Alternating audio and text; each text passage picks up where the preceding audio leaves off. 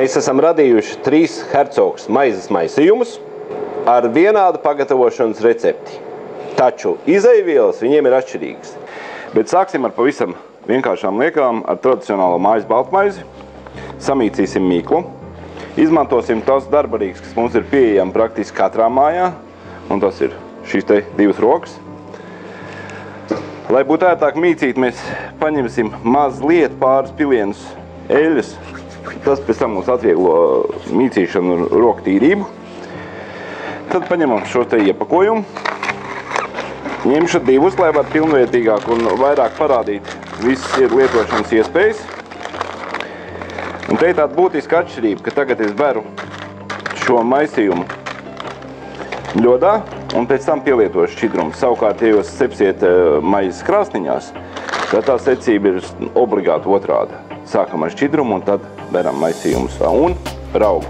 Tā, maisījumu vienai paciņai mums ir vajadzīgi 230–240 ml ūdens. Šeit man 2 paciņas, 2 tādi paši daudzumi. Un 4 ēdamkarotes, 2 ēdamkarotes uz 1 paciņu, 2 paciņas, 4 ēdamkarotes eļļas. Eļļu izvēlamies, kādu ir pieejamu, kādu vēlamies. Es šajā gadījumā izvēlos olīveļļu, man patīk tā garša un krāsa, ko viņi veido. Protams, aizmirst piebilst, ka ūdens ir ļoti svarīgi ņemt siltu istabas temperatūru. Tā mēs mazliet samaisam, un tad jau ņemsim, pievienosim raugu. Vajadzēja jau atgriezt, bet, piedošana. Man tagad sanāks tā kā autentiski, tā kā mājās, ļoti atvainojos. Bet, tā gadās. Raugs mums ir sausais. Ja ir iebildumi pret sauso, kurš ir pievienots jau klāt paciņai, lai vienmēr varētu visu izveidot. Tikpat labi mēs varam lietot presētu raugu, bet tad tik jāpaturprātā tas, ka presētais būs vajadzīgs 3 reizes vairāk. Ja šeit ir 5 grami, tas nozīmē, ka presētais būs vajadzīgs 15. Un veidojam mīklu. Mīklu mīcam tik ilgi, līdz iegūstam viendabīgu masu, un kā senās gudrībās saka, tik līdz mīkla atlec no rokām, viņa ir gatava. Bet te nevajadzētu sevišķi pārcensties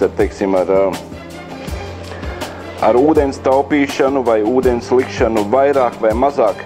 Visam ir jābūt samērīgi un pietiekoši daudz, jo, ja jums būs pa šķidru, izstrādājums var iznākt plakans. Ja būs pa cietu, viņš ātrāk sakaltīs un būs grūtāk veidojams un arī mīcams ar rokām. Un tad mēs samīcam mīklu.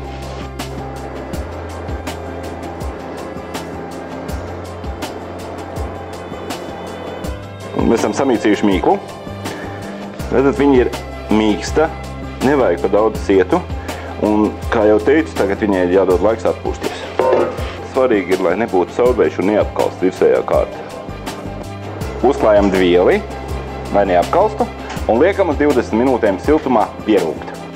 Pānu mēs varam sagatavot iesmēnējot ar eļļu, vai lietojot arī šādas te, ir pieejamas arī lielveikalos šie te vaski un uzklātas pāns.